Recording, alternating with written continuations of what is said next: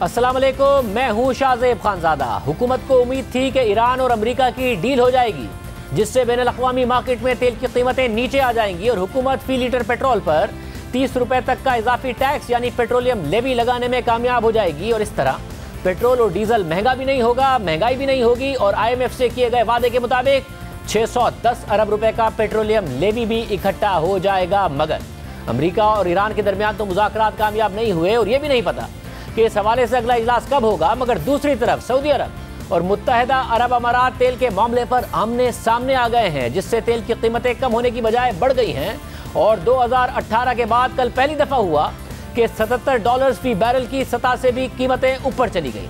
मुत्तहिदा अरब अमारात और सऊदी अरब पुराने और रिवायती इत्तेहादी हैं, मगर अब ये दोनों मुमालिक ना सिर्फ प्राइवेट मीटिंग्स में बल्कि मीडिया पर भी एक दूसरे के आमने सामने आ गए हैं। मुत्तहिदा अरब अमारात इस दफ़ा सऊदी अरब की बात मानने को तैयार नहीं है। सऊदी अरब और मुत्तहिदा अरब अमारात दोनों तेल पैदा करने वाले मुमालिक की तंजीम या ग्रुप ओपेक का हिस्सा है। रूस भी ओपेक प्लस का हिस्सा है। सऊदी अरब की इस ग्रुप में सबसे ज़्यादा चलती है, जिसमें 23 मुमालिक हैं, मगर मुत्तहिदा अरब अमारात इस ग्रुप का तीसरा बड़ा तेल पैदा करने वाला मुल्क है। ये ग्रुप आमतौर पर अपने इख्तलाफात प्राइवेट मीटिंग्स में हल कर लेता है, मगर अब इख्तलाफात इतने बढ़ गए हैं कि सऊदी अरब और मुत्तहिदा अरब अमारात के एनर्जी मिनिस्टर्स ने इतवार को टीवी पर अपने इख्तलाफात का इजहार किया। कहानी यह है कि जब कोरोना के दौरान तेल की डिमांड नीचे चली गई, जिसकी वजह से तेल की कीमतें नीचे गईं, तो तेल पैदा करने वाले मुमालिक के ग्रुप ओपेक प्लस ने तेल की पैदावार कम कर दी। तमाम मुमालिक का कोटा कम किया गया ताकि डिमांड कम होने की वजह से सप्लाई कम करके तेल की कीमतों को मुस्तहकम रखा जा सके। और फिर कोरोना में कमी के साथ साथ वैक्सीन लगने के साथ साथ मईशतें खुली और तेल की कीमतें बढ़ी।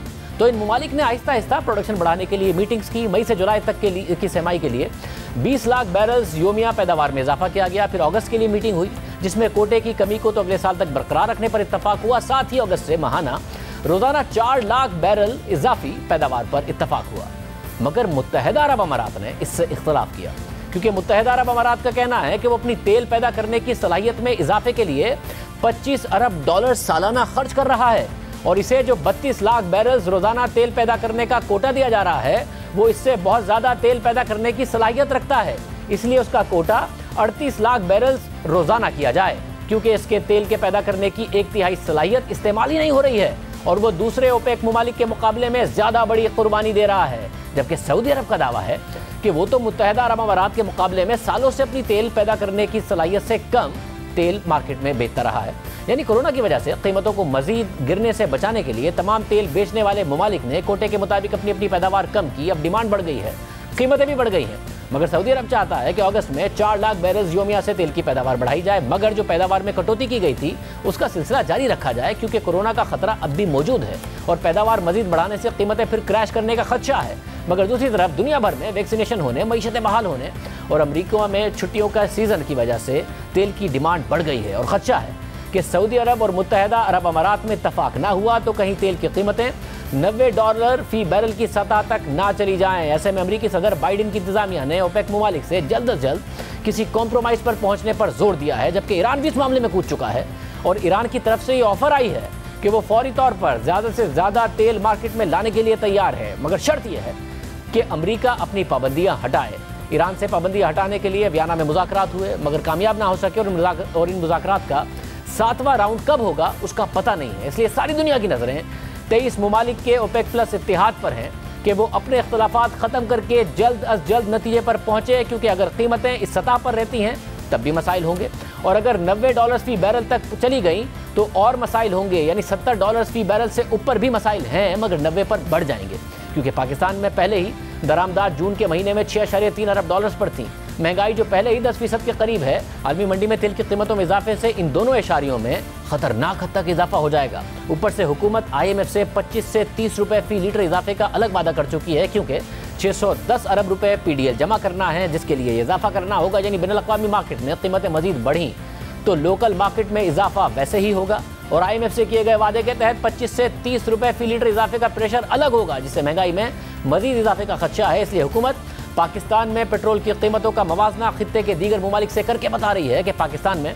पेट्रोलियम मसनूआत की कीमतें खित्ते के दीगर मुमालिक के मुकाबले में कम हैं और इस वक्त खाने पीने की अशिया में महंगाई सारी दुनिया में महंगाई की वजह से है। ये भी हुकूमत का दावा है, मगर मसला यह है कि जब से तहरीक इंसाफ की हुकूमत आई है उस वक्त से पाकिस्तान में महंगाई खित्ते के मुमालिक से बहुत ज़्यादा है और ये हुकूमत के लिए सबसे बड़ा मसला है, खासतौर पर फूड इन्फ्लेशन यानी खाने पीने की अशिया में महंगाई।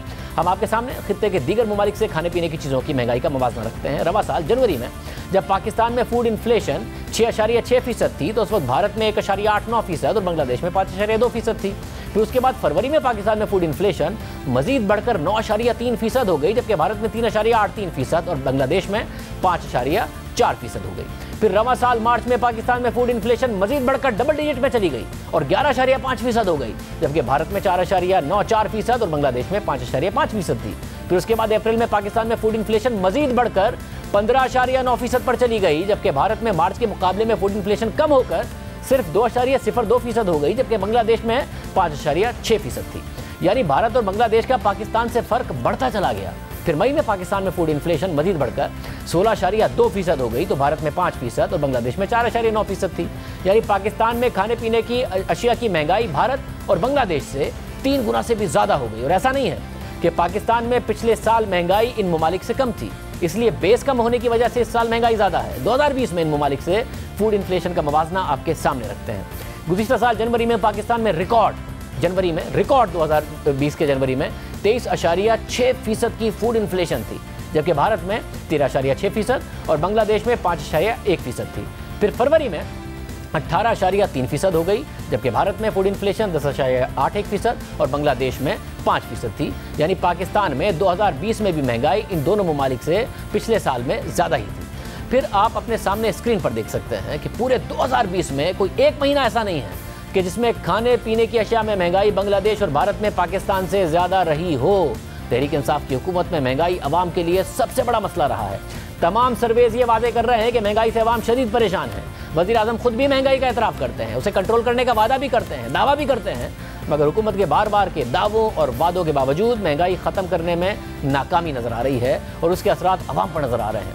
कश फाउंडेशन के हालिया सर्वे और रिसर्च के मुताबिक एक लो इनकम घराने की अप्रैल 2020 से अप्रैल 2021 तक की आमदनी में 17% की कमी आई है, मगर इसी घराने की खाने पीने की अशिया पर खर्चे में 25% का इजाफा देखा गया है।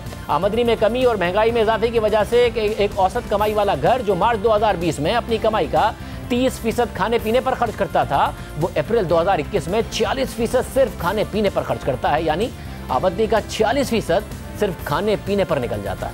साबिक वज़ीर ख़जाना डॉक्टर हफीज़ पाशा की 29 दिसंबर 2020 को छपी तहकीक के मुताबिक 2018 के बाद तहरीक इंसाफ की हुकूमत में महंगाई ज़्यादा होने और आमदनी ना बढ़ने की वजह से एक मजदूर की हकीकी आमदनी में इजाफे के बजाय 8% तक की कमी देखी गई है। यानी एक मजदूर की क़ुव्वत ख़रीद जिसमें 2008 से 2018 के दरमियान 10 सालों में इजाफा होता रहा, वो 2018 के बाद बुरी तरह मुतासिर हुई है। ऐसी ही एक तहकीक अखबार बिजनेस रिकॉर्डर में छाया हुई थी और ये तहकीक भी इसी सूरत हाल की अक्कासी करती है, जिसके मुताबिक रोज़ाना दिहाड़ी पर काम करने वाले मजदूर की हकीकी आमदनी जांचने के लिए आटा, दाल और चाय की कीमतों में इजाफे से मुवाजना किया जाता है, क्योंकि आमतौर पर मजदूर आटा, दाल और चाय को दिन में एक बार खुराक के तौर पर लेता है। और तहरीक इंसाफ के इब्तिदाई 32 महीनों में इन 3 अशिया में महंगाई एक मजदूर की आमदनी से कहीं ज़्यादा रही है, जबकि नून लीग के दौर में सूरत हाल बिल्कुल उलट थी और नून लीग के शुरू के 32 महीनों में एक मजदूर की आमदनी में महंगाई के मुकाबले में ज़्यादा इजाफा हुआ था। यही वजह है कि एक आम मजदूर के लिए आज 2 वक्त का खाना 2018 के मुकाबले में ज़्यादा मुश्किल हो गया है और अब बैनुल-अक़वामी मार्केट में तेल की कीमतों में इजाफा हो रहा है, बिजली की कीमतों में इजाफे का खदशा है, तो सूरत हाल कहाँ जाएगी और मईशत की क्या सूरत हाल है। साबिक वज़ीर ख़जाना और माहिर मईशत डॉक्टर हफीज़ पाशा साहब हमारे साथ मौजूद है। पाशा साहब बहुत शुक्रिया। पाशा साहब, हुकूमत को तवक्को थी कि कीमतें नीचे जाएंगी तो हम अपना PDL बढ़ा लेंगे, 610 अरब रुपए इकट्ठा कर लेंगे, महंगाई भी नहीं होगी। अब तो कीमतें उल्टा बढ़ गई हैं, अब भी $74-75 फी बैरल के लेवल पर हैं, कल $77 फी बैरल टच किया।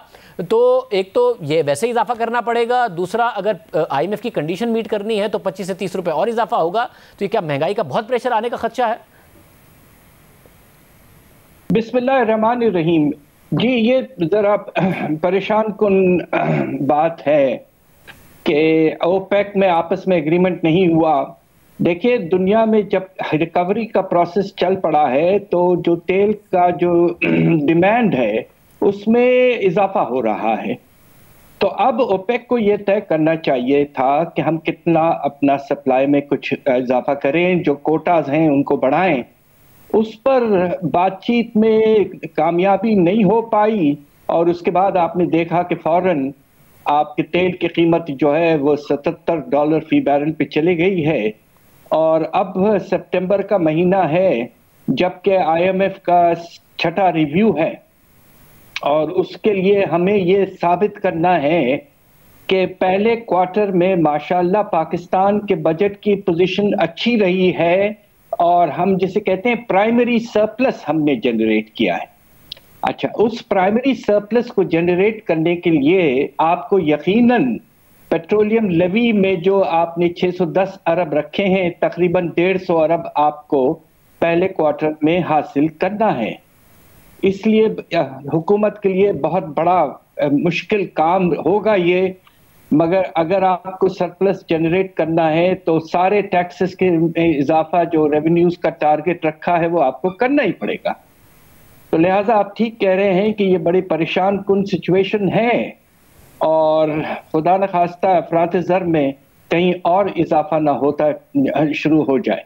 और साहब इसे दूसरी तरफ कितना प्रेशर होगा एक्सटर्नल सेक्टर पर? जून के महीने में पहले ही दरामदाद पाकिस्तान की तारीख की सबसे ज़्यादा 6.3 अरब डॉलर्स की रही हैं। अब तेल महंगा हो, LNG भी बहुत ज़्यादा महंगी हो गई है।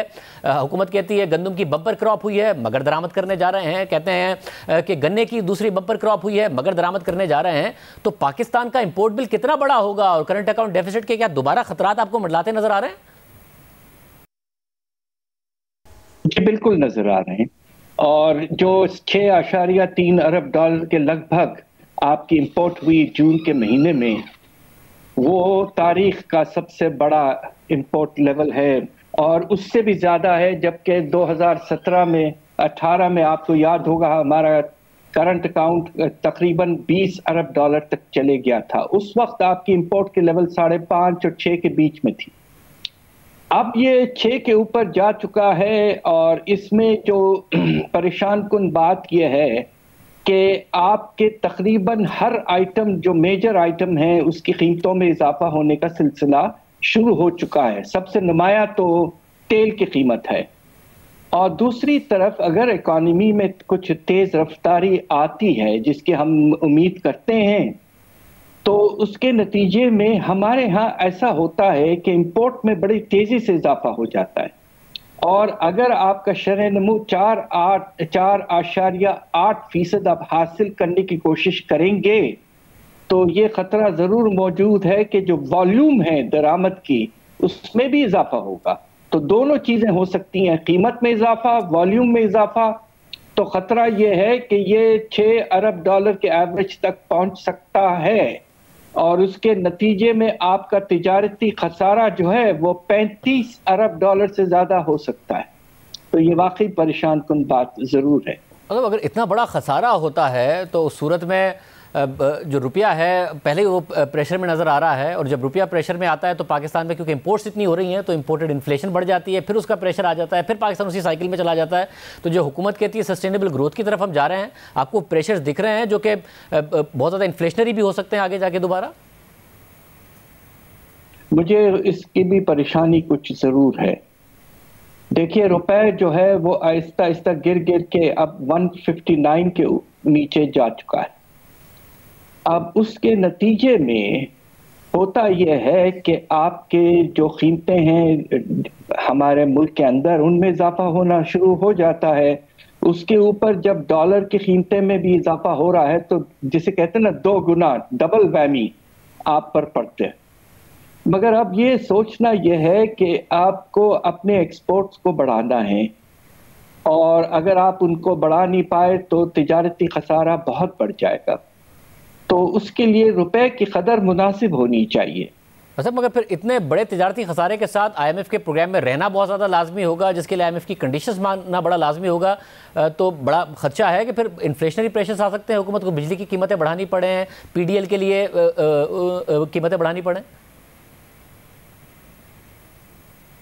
देखिए लग ये रहा है कि हुकूमत ने आहिस्ता आहिस्ता ये तय कर लिया है कि हमें IMF प्रोग्राम में रहना है और फिर आप देखिएगा सबसे बड़ा टेस्ट ये होगा कि पेट्रोलियम लेवी का रेट बढ़ाते हैं या नहीं। ये तो हर 2 हफ्ते हम सेट करते हैं तेल की कीमत। अब ये देखना है कि हुकूमत क्या करती है और मेरा तो जो ख्याल है कि हुकूमत पर अगले 3 महीने बहुत प्रेशर रहेगा, इसलिए कि जो आपका छठा रिव्यू के जो परफॉर्मेंस क्राइटेरिया हैं और टारगेट्स जो हैं बड़े सख्त हैं और उन्हें हासिल करने के लिए बहुत सी चीजें करनी पड़ेगी। हुकूमत को। और इस वक्त हालात आप देखिए कि रीजनली भी बड़े परेशान कुन हैं, टेररिज्म का भी खतरा है, तो लिहाजा हुकूमत को हर फ्रंट पे बहुत ही तवज्जो और मेहनत से काम करना पड़ेगा ताकि हमारे माशी हालात, सिक्योरिटी के हालात वगैरह सब कायम रहें। बहुत शुक्रिया डॉक्टर हफीज पाशा साहब की गुफ्तगू आपने सुनी। मरियम नवाज साहिबा ने आज कुछ अहम इशूज़ पर बात की है, बात करेंगे एक ब्रेक के बाद।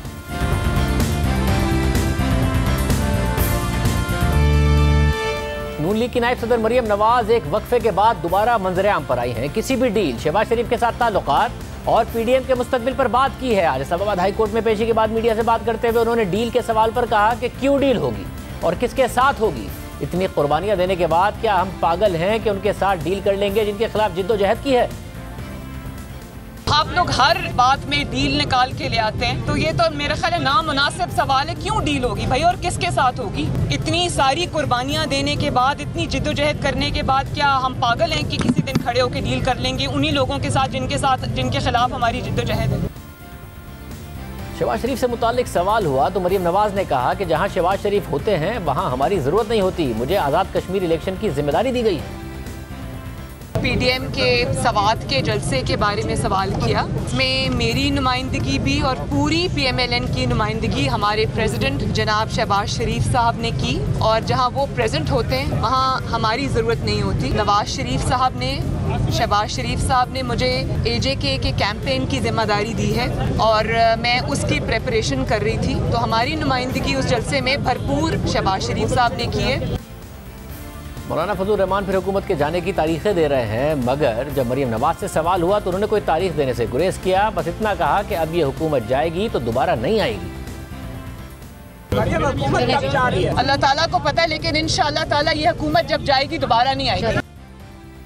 मुल्क के सियासी मंजरनामे से मुतालिक सीनियर सहाफ़ी और कॉलम निगार सुहेल वड़ाइच ने रोजनामा जंग में अपने कॉलम में लिखा है कि कोई हादसा ना हुआ तो सियासत का हदफ अब अगले इंतखाबात हैं। मुआशी अशारियों में बेहतरी के बाद से इमरान खान और तहरीक इंसाफ को ये उम्मीद हो चली है कि वो अगला इलेक्शन जीत जाएंगे। अगर इस वक्त के ज़मीनी सूरत हाल का जायज़ा लें तो सूबा पंजाब में नून लीग और पीटीआई का आमना सामना होगा। अगर इंतखाबात से पहले तोड़ फोड़ और मुदाखलत नहीं होती तो फिर ताहाल नून लीग का पल्ला भारी नजर आता है। ताहम पीटीआई भी दो पार्टी निज़ाम के तहत 2018 की निस्बत पहले से ज़्यादा मजबूत हुई है और हर जगह पहले से ज़्यादा वोट लेगी। ये भी देखना होगा कि इंतखाबी घोड़ों में से किस तरह की हवा चलती है और किस तरह के इशारे मिलते हैं। साफ बात है कि अगर नून लीग को बारी नहीं मिलनी तो अगले इंतखाबात से पहले नून लीग के अंदर धड़े बंदियाँ वाजे करने की कोशिश की जाएगी। अगर पीटीआई को दोबारा बारी नहीं देनी है तो फिर पीटीआई के अंदर से तरीन ग्रुप के बाद एक और बड़ा धड़ा रूनुमा होगा जो बिलाखिर अपनी सफ़ें अलग कर लेगा। इस पर बात करेंगे खुद सीनियर साफ़ी और कॉलम निगार सुहेल वड़ाइच साहब हमारे साथ। वड़ाइच साहब बहुत शुक्रिया। वड़ाइच साहब, आज मरियम नवाज साहिबा ने भी बात की है, डील का कहा कि जिनसे हमने ये सब कुछ कुर्बानियाँ दी हैं जिनके लिए, उनसे डील कर लेंगे। ज़ाहिर शहबाज शरीफ साहब की लाइन बिल्कुल अलग है। क्या है पार्टी के अंदर बयानिया? शहबाज शरीफ साहब जो कर रहे हैं वो नवाज शरीफ साहब की मर्जी से कर रहे हैं या फिर मरियम नवाज का बयान है? क्या हो रहा है? मेरा ख्याल है कि दोनों एक दूसरे की मर्ज़ी से चलते हैं। मेरी तो बड़ी देर से ये व्यू है, क्योंकि अगर नवाज़ शरीफ मना कर दें शहबाज शरीफ को तो शहबाज शरीफ ऐसी बातें ना करें। उनको सूट करता है दो रास्ते, मंजिल एक है, हदफ एक है कि आपने सियासत में कामयाबी हासिल करनी है, तो उसके लिए दो रास्ते हैं। एक मफामाना रास्ता है, मुखासमाना रास्ता है। तो वो देखते हैं कि क्या इस वक्त सूट करता है। अगर उन पर ज़्यादा दबाव पड़ रहा है तो मुखासमत पर उतर आते हैं। अगर वो समझते हैं सॉरी डील मिल गई है तो मुफाहमत के रास्ते पे आ जाते हैं। तो दोनों रास्ते मेरा ख्याल है उनके सोचे समझे रास्ते हैं और दोनों भाई इन रास्तों पर चलते हैं। और नवाज शरीफ की मर्ज़ी होती है, इसीलिए उन्होंने प्राइम मिनिस्टर का कैंडिडेट शहबाज शरीफ को बनाया, इसीलिए मुस्लिम लीग नून का प्रेसिडेंट जो है वो शहबाज शरीफ साहब हैं। तो ये सारा कुछ उनकी मर्ज़ी से हो रहा है ना, और इसलिए जो बयानियाँ है मुफाहमाना, ये भी उनकी मर्ज़ी से है। और भाई साहब, आप अपने आर्टिकल में लिखते हैं कि अगर फ्री फॉर ऑल सियासत का माहौल हुआ तो फिर सूरत हाल मरियम नवाज के फेवर में हो सकती है, या तो आपको लगता है कि फ्री फॉर ऑल सियासत का माहौल बन जाएगा? जो कुछ पीडीएम ने कैंपेन की है 2023 का इलेक्शन फ्री फॉर ऑल होगा, फ्री एंड फेयर होगा, या फिर कंट्रोल्ड ही होगा?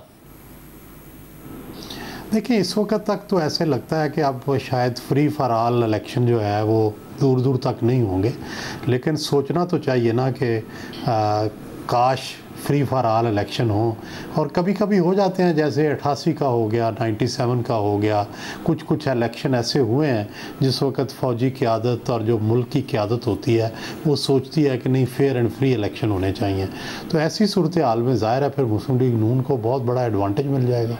अच्छा, और अगर कंट्रोल्ड ही होते नज़र आते हैं तो फिर उसमें शहबाज शरीफ का बयानिया बेहतर है नून लीग के लिए अगले इलेक्शन में, अगर उन्हें जाना है कि शहबाज शरीफ ही लीड करें और अपने बयानी के साथ लीड करें, क्योंकि आप जो धड़ेबंदी का इशारा कर रहे हैं कि वो तहरीक इंसाफ में भी हो सकती है और नून लीग में भी हो सकती है, जो आज तक तो नहीं हुई मगर इलेक्शन से पहले हो सकती है, तो कंट्रोल्ड हुए तो फिर धड़ेबंदी का ज़्यादा खतरा होगा, तो शहबाज शरीफ बेहतर है।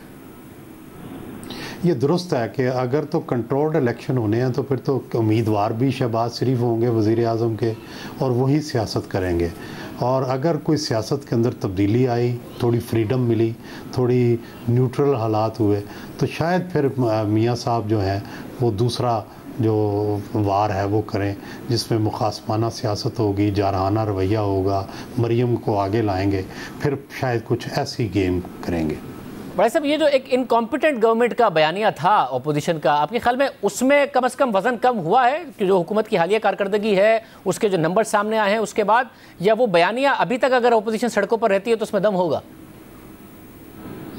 मेरा ख्याल है कि उसमें काफ़ी कमी आई है। उसकी वजह यह है कि मुआशी इशारे दिखाने से, बेहतरी उनमें दिखाने से साफ लगा है कि कुछ ना कुछ तो बेहतरी आई है।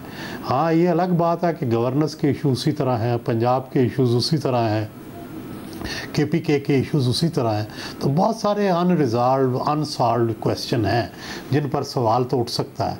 लेकिन कम अज़ कम मईशत की हद तक ज़री मईशत बम्पर क्रॉप आई है, उसने मईशत के बारे में जो लोगों के अंदाजे थे उनको गलत करार दिया और तहरीक इंसाफ को इसका सियासी फ़ायदा हुआ है। मतलब अभी तक PDM को या फिर अपोजिशन को ये उम्मीद है कि जैसे ये दिसंबर गुजरेगा तो उसके बाद इलेक्शन का माहौल बन जाएगा और शायद 2023 में इलेक्शन नहीं होगा, पहले हो जाएगा, मगर आपको लग रहा है क्योंकि ज़ाहिर है हुकूमत चाहेगी कि हम आखिर तक हुकूमत करें, डिलीवरी और ज़्यादा बेहतर कर दें, या उससे पहले इलेक्शन हो सकते हैं?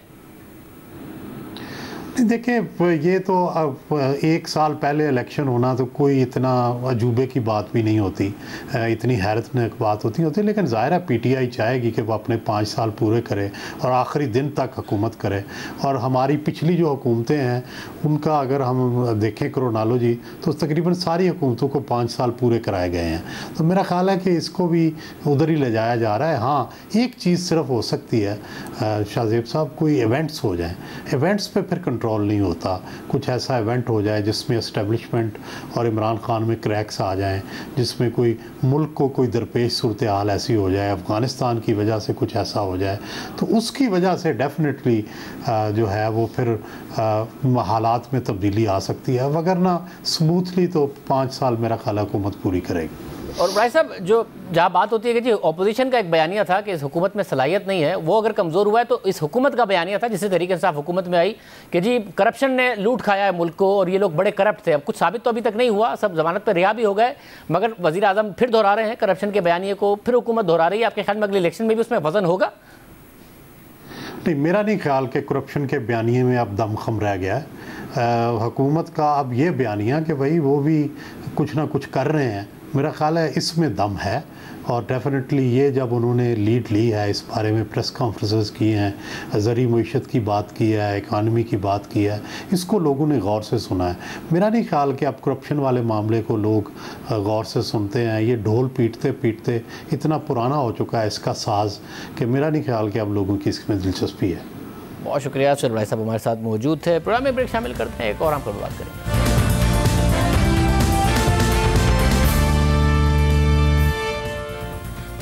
अफगानिस्तान से अमरीकी और नेटो फोर्सेस की वापसी का अमल तेजी से जारी है। अमरीकी फोर्सेस की जानिब से बगराम एयरबेस खाली करने के बाद अब अफगान फोर्सेस ने बेस का बाकायदा चार्ट संभाल लिया है, जहां गुज़िश्ता रोज सहाफ़ियों को बेस का दौरा करने की इजाज़त दी गई। बगराम एयरबेस का अफगानिस्तान में 20 साल जंग में सबसे अहम किरदार रहा है और अब 20 साल बाद अमरीकी अफवाज की जानिब से उसे खाली करने के बाद अफगान फोर्सेस इस बेस का जायजा ले रहे हैं ताकि उसे आने वाले अरसे में इंसदादी दहशतगर्दी के लिए इस्तेमाल में लाया जा सके। अमरीकी फ़ौज ने रात की तारीकी में बगराम का हवाई अड्डा खाली किया। सिर्फ यही नहीं, अमरीकी अफवाज की रवानगी के वक्त हवाई अड्डे की बिजली भी काट दी गई थी और पूरा बेस अंधेरे में डूबा हुआ था, जबकि अफगान फोर्सेस को अमरीकी फ़ौज की रवानगी का इल्म भी अगले रोज़ सुबह को हुआ। एयरबेस का चार्ज संभालने वाले अफगान कमांडर जनरल असदुल्ला कोहिस्तानी का कहना है कि हमने अमरीकियों की जानिब से बगराम छोड़ने की अफवाह तो सुनी थी, लेकिन सुबह 7 बजे के करीब हमें पता चला कि वो बगराम एयरबेस छोड़कर चले गए हैं। सिर्फ यही नहीं, अमरीकी अफवाज बगराम एयरबेस में बगैर चाबियों के हज़ारों की तादाद में सिविलियन गाड़ियां और सैकड़ों की तादाद में बख्तरबंद गाड़ियां भी छोड़कर गए हैं, और जो साजो सामान अफगान फोर्सेस के हवाले नहीं करना चाहते थे उसे वो जाने से पहले तबाह भी करके गए हैं, और बहुत सारा सामान अफगान फोर्सेस के कंट्रोल में आने से पहले लुटेरों के कब्जे में आ गया। एयरबेस की सिक्योरिटी पर मामूर एक गार्ड का खबर रसा इदारे एसोसिएटेड प्रेस से बात करते हुए कहना था कि अमरीकी अफवाज के बेस छोड़ने के तकरीबन 20 मिनट बाद ही पूरी बेस की बिजली बंद कर दी गई थी, जिससे लुटेरों को बेस की खिड़कियां तोड़कर अंदर आने का मौका मिला, और उन्होंने अफगान अफवाज के आने से पहले हर बैरक और हर बिल्डिंग से लूट मार की। एक तरफ जहां बगराम एयरबेस में छोड़े गए सामान की चोरी की खबरें सामने आई हैं, वहीं मुख्तलिफ अफगान सूबों में अमरीकी जंगी साजो सामान तालिबान के कब्जे में भी आ रहा है। इससे खदशात पैदा हो रहे हैं कि जिस तरीके से फौजी गाड़ियां तालिबान के कब्जे में आ रही हैं, अगर वो उन्हें चलाने के लिए ईंधन का इंतजाम कर लें तो अफगानिस्तान भर में अपनी ऑपरेशनल नकलो हरकत को मुमकिन बना सकते हैं। तालिबान के बढ़ते हुए कंट्रोल और फौजी साजो सामान के कब्जे के हवाले से अमरीकी सहाफती इदारे CNN ने एक रिपोर्ट बनाई है। जैसे जैसे अमरीकी अफवाज अफगानिस्तान छोड़ रही हैं, वैसे ही तालिबान का मुख्तलिफ अजला पर कंट्रोल भी बढ़ रहा है। इतवार को तालिबान ने अफगानिस्तान के जनूबी सूबे कंधार के एक और इलाके पर कब्जा कर लिया, जबकि तालिबान का कहना है कि मुल्क के तकरीबन 400 अजला में से 1/4 हिस्से पर उनका कंट्रोल है। सिर्फ यही नहीं, तालिबान का कब्जा अफगानिस्तान के शुमाली इलाकों तक फैल गया है, जो इससे पहले अमरीकी अफवाज के कंट्रोल में थे। और गुज़िश्ता हफ्ते तालिबान की जानिब से अफगान ताजिकिस्तान बॉर्डर पर भी कब्जा कर लिया गया था, जिसके बाद बॉर्डर पर मामूर अफगान फोर्सेस ताजिकिस्तान में पनाह लेने पर मजबूर हो गए थे। एक सीनियर अफगान अफसर का रॉयटर्स से बात करते हुए कहना था कि तालिबान ने तमाम सड़कें बंद कर दी थी और फोर्सेस के पास बॉर्डर क्रॉस करने के अलावा और कोई चारा नहीं था। गुज़िश्ता 3 दिनों में तकरीबन 1600 अफगान फौजी ताजिकिस्तान का बॉर्डर क्रॉस करके वहां पनाह लेने पर मजबूर हो गए हैं, और नतीजतन ये अफगान फौजी इस हालिया जंग के पहले मुहाजिरीन बन गए हैं। शुमाली अफगानिस्तान में तालिबान अपने कदम बढ़ा रहे हैं, जबकि अफगान शहरी खुद अपने दिफा के लिए असलहे के साथ सड़कों पर गश्त कर रहे हैं, और अफगान हुकाम की भी इस हवाले से मुज़ाहमत जारी है। अफगानिस्तान में तालिबान के बढ़ते असर रसूख के पेश नज़र अफगान शहरी और वहाँ मौजूद मुख्तलिफ मुल्कों का सिफारती अमला भी खुद को गैर महफूज महसूस कर रहा है। अफगान शहरी मुल्क छोड़ने का सोच रहे हैं, जिसकी वजह से काबुल के पासपोर्ट ऑफिस पर शहरियों का रश बढ़ गया है, जबकि बाज़ अफगान शहरियों ने अपनी हिफाजत के लिए तालिबान के खिलाफ असलहा भी उठा लिया है। इसके अलावा ऑस्ट्रेलिया ने मई में ही अफगानिस्तान में अपना सिफारत खाना बंद कर दिया था, जबकि बेल्जियम ने रवा हफ्ते अपना सिफारत खाना बंद कर दिया है। फ्रांस ने भी अपना सिफारत खाना तकरीबन बंद कर दिया है, जबकि चीन और बरतानिया भी इस हवाले से सिक्योरिटी खदशात रखते हैं। दूसरी जानिब अमरीका का कहना है कि वो सिफारती अमले की सिक्योरिटी के लिए अफगानिस्तान में कुछ फोर्सेस की तैनाती बरकरार रखेगा, जिस पर रद्द-ए-अमल देते हुए अफगान तालिबान ने खबरदार किया है कि इनखला के मुकम्मल होने के बाद कोई गैर मुल्की अफवाज, जिनमें फौजी कॉन्ट्रैक्टर भी शामिल हैं, मुल्क में नहीं रहने चाहिए। कतर में BBC से बात करते हुए तर्जुमान तालिबान सुहेल शाहीन का कहना था कि अगर अमरीका अपनी कुछ अफवाज अफगानिस्तान में छोड़ता है तो ये दोहा मुआहदे की खिलाफ वर्जी होगी। अफगानिस्तान की सूरत हाल मुसलसल बिगड़ती नजर आ रही है। इजाज़त दीजिए, अल्लाह हाफ़िज़।